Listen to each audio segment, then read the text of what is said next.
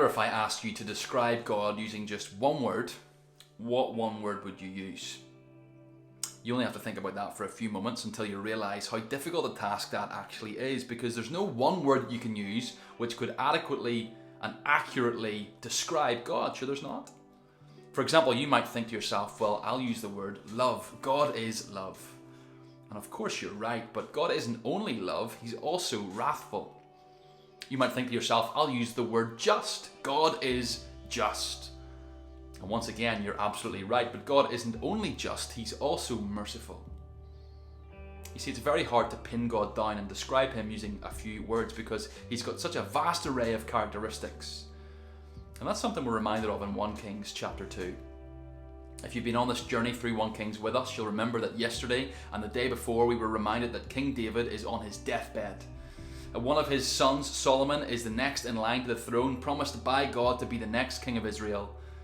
Yet in a bit of a plot twist in chapter 1, one of King David's other sons, a guy called Adonijah, makes a bold attempt to try and steal the throne away from his half-brother Solomon.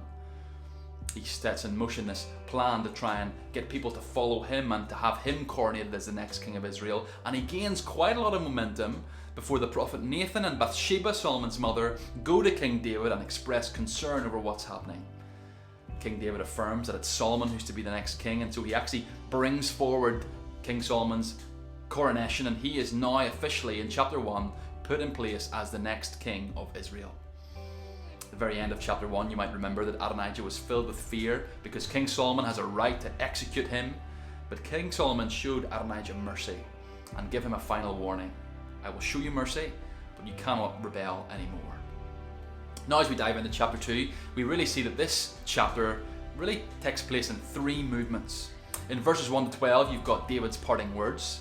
In verses 13 to 25, you've got Adonijah's bold request. And in verses 26 to 46, then, you have Solomon's final judgment. Firstly, notice the first 12 verses, David's parting words. King David, of course, is on his deathbed, and you'll see if you look to verse 10, he actually dies in these verses. But just before that, he issues some parting words to his son Solomon as he takes the throne in Israel. He encourages Solomon to be bold and courageous and to follow the ways of the Lord. And then, quite surprisingly, he also encourages Solomon to issue judgment on those who have previously wronged him. You'll see he makes special mention, for example, in verse 5, for people like Joab. This is someone who had previously killed two of David's commanders. You can read about that in 2 Samuel 3. He also mentions people like Shimei in verse 8. This is someone who Solomon was to keep a close eye on because he had previously cursed David. And so the first 12 verses we see David's parting words. But in verses 13 to 25 we then see Adonijah's bold request. Remember, Adonijah's already walking a bit of a tightrope. He's on his last warning with King Solomon. And in verses 13 to 25 he goes to Solomon's mother Bathsheba and says this, "Can you make a request to King Solomon on my behalf?" And the request that Adonijah makes is he wants to take a woman called Abishag as his wife. Now, if you read chapter 1 of 1 Kings, that name Abishag will be familiar. She came up right at the beginning of the book. She was someone who was brought in as King David's carer as he was on his deathbed. And this might seem like a very innocent request from Adonijah, but actually it's not. According to the Old Testament, to try and steal the king's carer and take her as your wife was a claim to the king's authority. And so what Adonijah is doing here in a very sly, subtle way is once again trying to usurp the authority of King Solomon, his half-brother. And so since King Solomon had given Adonijah one final chance, he'd showed him mercy, Adonijah now at this point has rejected that mercy. He still is following his sinful desires to try and steal the throne of Solomon, while Solomon, being true to his word and being a just king, ultimately has Adonijah killed. And so we see David's parting words, Adonijah's bold request. Thirdly and finally then, we have Solomon's final judgment. Solomon goes about issuing judgment to particular individuals, many of whom he was instructed to issue judgment to by his father David in the previous verses.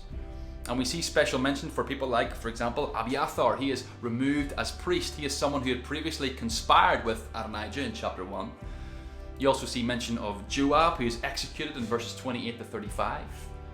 And then finally we see people like Shimei. Shimei once again was shown mercy from King Solomon. He said, "You are just restricted as to where you can go. That's your punishment. Do not leave Jerusalem."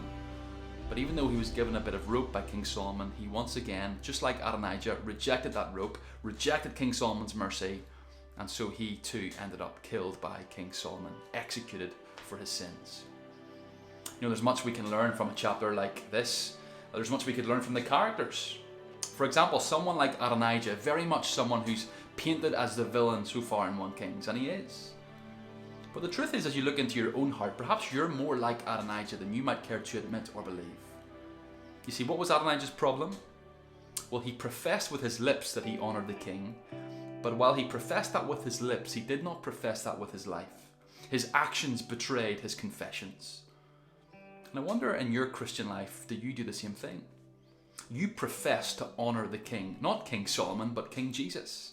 You sing these great songs on Sunday, you go to church, you can recite theology, but does your life betray your confession?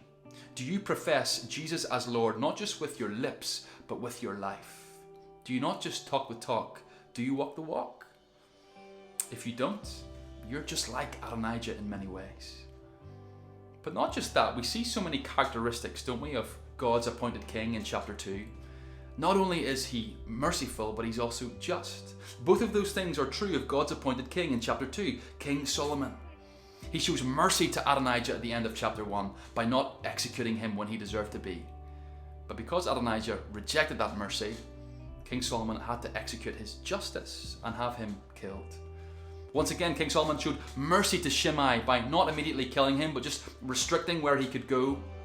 But Shimei, like Adonijah, rejected that mercy, and so he faced the king's judgment and justice. What about you? King Solomon's a great picture of King Jesus. He is both perfectly just and merciful. And so what about you? Have you received and accepted the mercy of King Jesus? It's available to you, but if you reject it, you face the king's justice.